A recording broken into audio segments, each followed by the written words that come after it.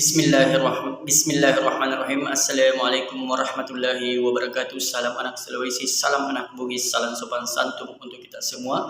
Perkenankan saya untuk menyampaikan beberapa kata untuk dijadikan sebagai pelajaran, untuk dijadikan sebagai nasihat bagi yang ingin menjadikan pelajaran, bagi yang ingin menjadikan nasihat. Kali ini saya akan menyampaikan beberapa kata dan membahas, yaitu saya ingin berpesan kepada diri pribadi saya sendiri dan untuk kita semua, khususnya kepada orang-orang pendakwah dan kepada orang-orang awam, supaya jangan cepat tersinggung bila ada seorang pendakwah yang menyampaikan dengan dakwahnya mungkin kita tidak mengerti ataukah kita salah paham. Alangkah lebih baiknya ketika kita bertanya apabila ada sesuatu dakwah yang kita dengar yang mungkin tidak sesuai dengan pemikiran kita, alangkah baiknya kita bertanya, jangan langsung menanggapi. Dan saya akan membahas khusus kepada orang pendakwah atau kepada orang-orang yang suka merendahkan seakan-akan sudah tidak mempunyai sesuatu harapan untuk bertaubat, ataukah seakan-akan tidak mempunyai harapan untuk meraih namanya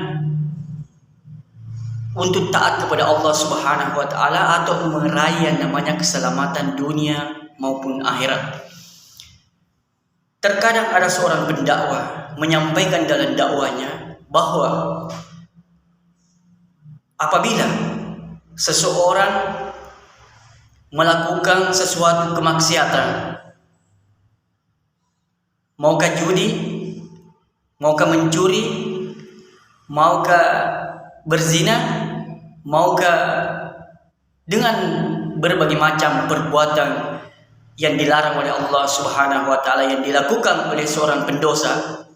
Kemudian pendakwah itu mengatakan bahwa ketika kau tidak meninggalkan dengan secara spontan, maka percuma engkau melakukan perbuatan baik, karena itu akan tertolak dan tidak akan diterima oleh Allah Subhanahu wa taala.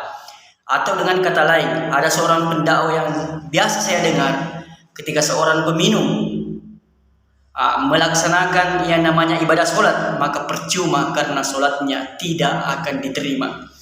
Walaupun yang disampaikan oleh seorang pendakwah itu benar, tetapi kita sebagai seorang pendakwah harus kita pandai dalam mengambil sesuatu kata-kata yang bisa ditanggapi, yang bisa mudah dipahami oleh orang-orang awam. Jadi kalau kita menyampaikan seperti demikian, kita harus mencarikan sesuatu jalan atau cara bagaimana agar orang awam ini bisa memahami. Misalnya, karena di dalam agama dijelaskan ketika seorang pemabuk atau peminum, ataukah seseorang ketika mabuk tidak boleh melaksanakan yang namanya ibadah solat karena solatnya tidak akan diterima. Itu benar. Tetapi kita sebagai seorang pendakwah, kita mencarikan jalan bagaimana agar orang ini bisa meninggalkan yang namanya minuman terlarang dengan bertahap. Jadi caranya, karena di dalam Al-Quran dijelaskan solat itu dapat mencegah perbuatan keji dan mungkar. Jadi bagaimana caranya agar bisa memahami apa yang kita sampaikan, kemudian dia bisa solat dengan cara, misalnya seorang peminum tidak bisa langsung meninggalkan seketika yang namanya minum, maka diberikan sesuatu pertanyaan ataukah sesuatu kata-kata yang mungkin dia bisa menerimanya. Misalnya kepada saudara-saudaraku yang peminum, apabila belum mampu meninggalkan yang namanya minum, setidaknya berusaha untuk mendirikan yang namanya sholat 5 waktu, karena itu kewajiban yang paling terpenting. Misalnya seorang peminum bertanya kembali, bagaimana caranya saya mau sholat? Sedangkan saya belum bisa meninggalkan yang namanya minum. Ketika saya sholat, rugi karena tidak diterima, karena saya berbau minuman dan lain-lain sebagainya. Jadi kita sebagai seorang pendakwah, kita berikan sesuatu cara, misalnya diberikan teka-teki bahwa waktu sholat apa yang telah kita laksanakan, kemudian jauh waktunya baru tiba waktu sholat berikutnya. Kalau orang betul-betul ingin dapat hidayah, pasti dia bisa menjawab bahwa setelah sholat isya jauh waktunya baru tiba waktu sholat berikutnya. Maka disitulah kita memberikan sesuatu kata-kata yang mudah dipahami. Kalau memang belum mampu meninggalkan yang namanya minum, minumlah sedikit secukupnya pada waktu sudah sholat isya. Maka bau minuman itu hilang baru tiba waktu subuh. Dan kita harus memberikan kepahaman bahwa jangan meminum terlalu banyak, karena makanan yang halal saja apabila berlebihan bisa menjadi haram. Apalagi minuman yang sudah memang diharamkan di dalam agama, ketika kita minum terlalu berlebihan sudah bertumpuk-tumpuk haramnya. Apabila sudah haram, berlebihan lagi bertumpuk-tumpuk haramnya. Jadi kita sampaikan minumlah secukupnya karena belum mampu meninggalkan. Jadi insya Allah sholat kita ketika dilaksanakan pada waktu subuh, apabila cukup daripada syarat-syarat sholat, insya Allah sholat kita diterima, asalkan kita tidak mabuk, tidak berbau. Jadi insya Allah kalau cara kita menyampaikan seperti ini, insya Allah saudara-saudara kita, orang-orang awam mudah memahami dan mudah mengamalkan, yaitu perintah Allah Subhanahu wa taala. Kemudian saya ingin menyampaikan kepada seluruh saudaraku, kepada saudariku, intinya kepada orang-orang pendosa, jangan berputus asa. Ampunan Allah Subhanahu wa taala besar. Maukah penjudi, peminum, pencuri, penzina, ataukah pelacur dan lain sebagainya, ampunan Allah Subhanahu wa taala besar. Sebelum sakaratul maut menghampiri kita, pintu taubat selalu menanti kita. Jadi sebelum ajal menjemput kita, bersegeralah bertaubat. Kemudian yang ketiga yang ingin saya sampaikan, saudaraku, bahwa pernah ada salah seorang pendakwa datang di kampung saya berdakwah dengan disampaikan dengan dakwanya bahwa apabila seorang peminum kemudian dia mendirikan sholat, maka sholatnya tidak akan diterima. Sedangkan di kampung saya rata-rata peminum, karena di kampung saya memproduksi yang namanya minuman dalam istilah ballo. Maka pada saat itu banyak orang-orang yang mendirikan sholat meninggalkan sholatnya karena mendengarkan ceramah itu.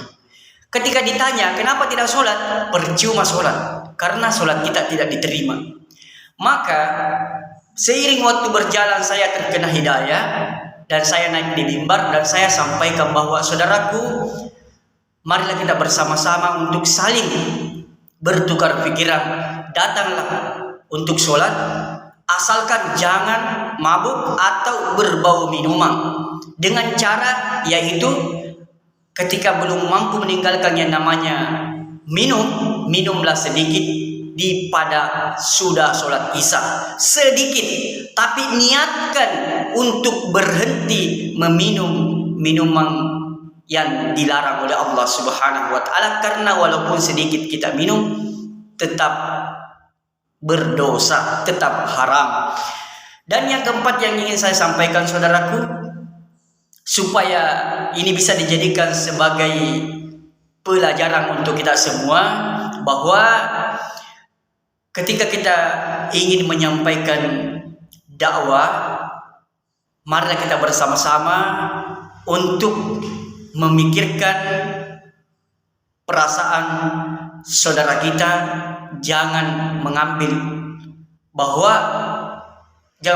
ukuran dari kita ini bahwa kita ini sudah sholat sehingga kita tidak memikirkan saudara kita, tetapi ambillah ukuran dari kita. Seandainya saya di posisi itu, kemudian dia menyampaikan kepada saya seperti kata-kata yang